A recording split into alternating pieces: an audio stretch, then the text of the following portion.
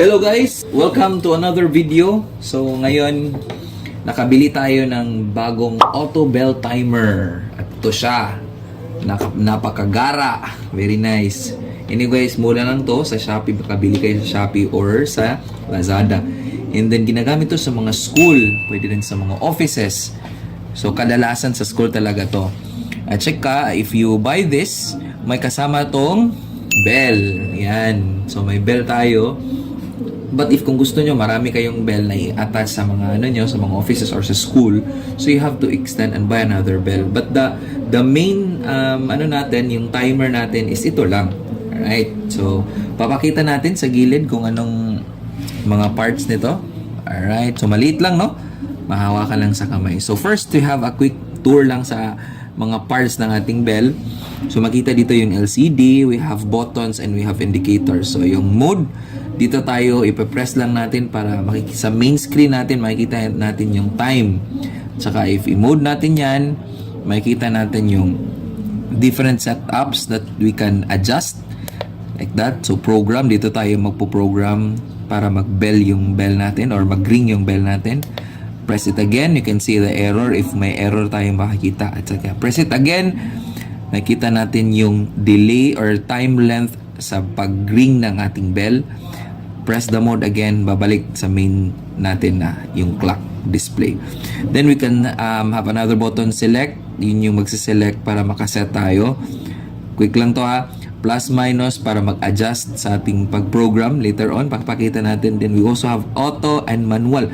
Makita natin tong auto or manual. Kung gusto natin i-press yung manual, mag-ring yung bell natin. Pag nakakonect sa 220 na outlet. Then we have reset indicator power and work. Makikita natin yan mamaya kung iilaw ba to or hindi. Okay. So, and one more thing. Makikita nyo dito. Dito natin ikakabit yung source natin from our 220 outlet. Ito yun. So, pa-plug natin yan. Alright. And ito, yun, nakakabit ang ating bell. Pero pag bumili kayo nito guys, wala to at saka yung plug. So dapat marunong kayong basic electrical na maggagawa ng plug, i-attach dito. At iipit mo lang, is-tighten mo yung screw, yan no. Napakadali lang guys. At ito rin, bumili lang kayo ng maliit nito. Kakabit niyo dito sa ating bell.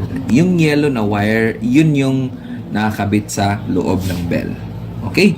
So, for safety, i-close mo lang to pag naka-tighten na yung bell. Kasi 220 to guys. Dapat safety tayo, di ba? Okay. So, mag-start tayo sa ating pag-set sa ating para gusto nating ipakita yung bell. So, dapat guys, before pala tayo magpa-bell niyan, dapat naka-attach to, naka-plug to.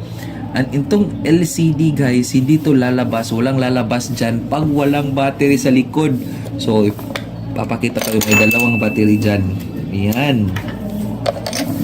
I-close natin. Then, lalabas yung pag nakikita mo parang hindi na malabo na yung mga nakasulat dyan, hindi na complete. So, palitan mo na ng battery. Okay? So, let's go! Last but not the least, meron tayong button dito na off, on, at saka auto. Siyempre, naka-off yan kasi yung button na yan para pala to sa natin, para sa plug, para may lalabas tayong kuryente na magpapagana sa bell natin. So pag ipa-plug na natin, parang ganito, ipa-plug na natin ha. Yan.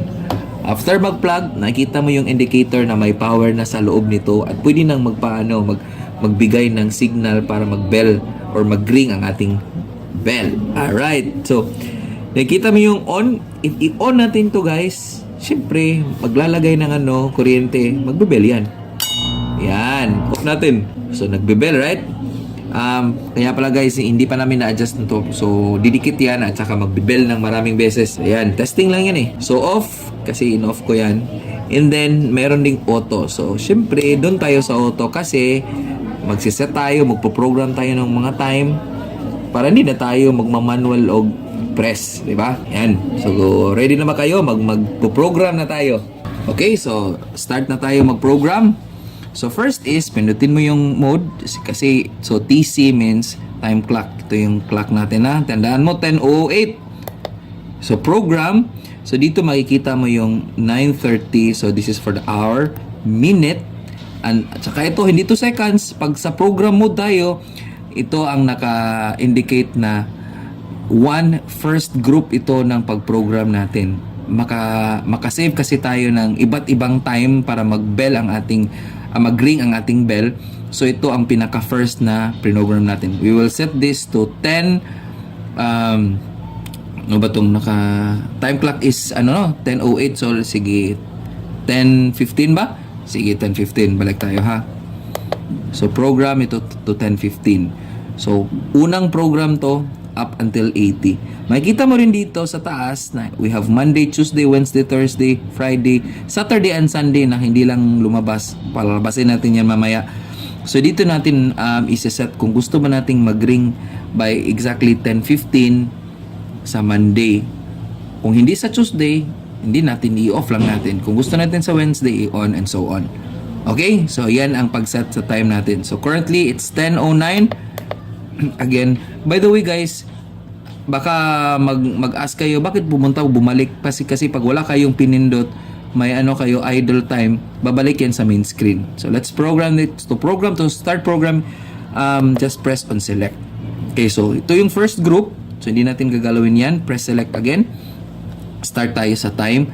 So our time is 10. Current time now is 10:03.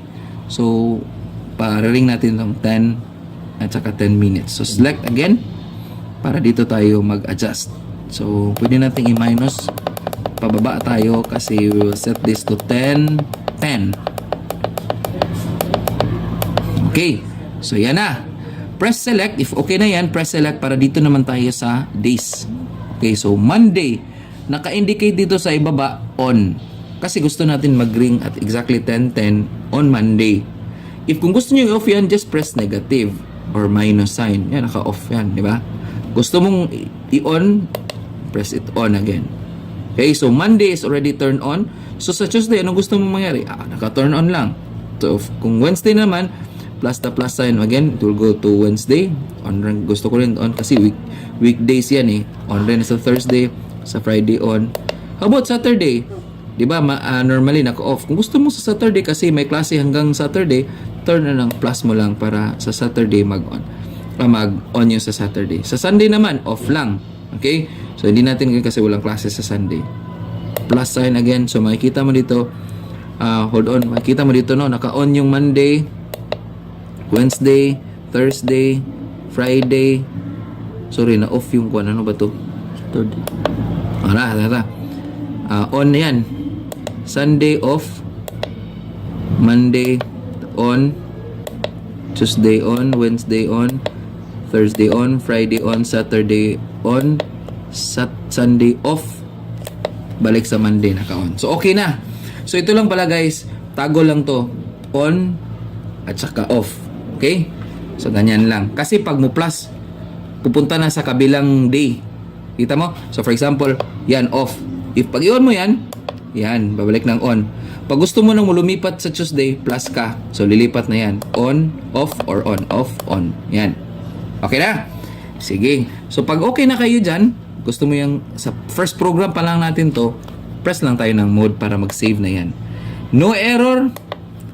Time, length, ito pala yung duration na mag-ring ang bell natin. 5 seconds.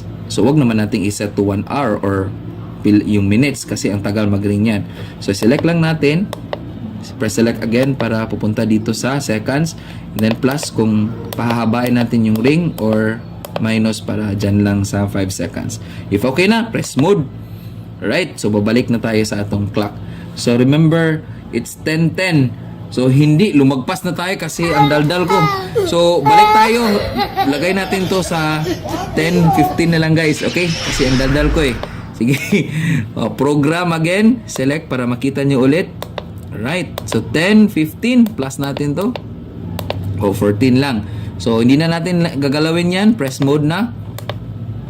Alright. So, 10:14 is our first program time. And magre-ring yan hanggang Mondays up until Friday kasi in-off natin yung Saturday and Sunday. Okay, so first program yan. Pwede nating dagdagan yan another one at siguro 11, 14 or another program at exactly 12. O, depende sa anong gusto nyong mag-ring yung bell natin. So makikita ninyo ito yung seconds. Malapit na tayong umabot ng 10, 14 at saka once exactly 10:40 na ito, auto means naka-auto tayo sa gilid, automatic na magsisend ang signal dito sa ating bell at saka syempre mag-ring yan. Okay? So, are you ready? 5 seconds, 4 seconds, 3, 2, 1. Right. So, makikita nyo, nag-vibrate, hindi i-adjust pa namin yan. Yun. 5 seconds lang yung duration, time length. Yun. So, kung gusto mong matagal talagang mag-ring, so set mo yun na mahaba-habang seconds. Siguro 10 or 15 or 20. Okay? So, kung mag-program kayo, another time, one more mode lang tayo. Program at saka select. Dito, ito na naman para another set of time na kung gusto mong mag-ring. Siguro kung gusto mong mag-ring by 12, so same procedure na sa group 2 na kayo. At saka mag-ring na naman yan for group 2. And then set also the days para malaman nyo kung kailan gusto nyo mag-ring. And then, remember, up until 80. Makita nyo sa program, 80 yung slots na yan. So, pwede nyo makasave kayo ng 80. Kahit every 15 minutes mag-ring yung bell nyo, okay lang yan. Kasi ang daming pwedeng lalagyan, 80. Okay, so mode tayo. Balik sa ating time clock or main display. So, ganyan lang kasimple guys. Hopefully, nakatulong ito sa inyo or sa inyong eskwelahan. So, hopefully, makabili kayo ng ganito at saka ma-extend nyo. So, very useful talaga sa school. At saka, yung mga teacher na mag-check sa time na, time na pala. Yun lang po. Maraming salamat sa panonood. See you again on my next vlog.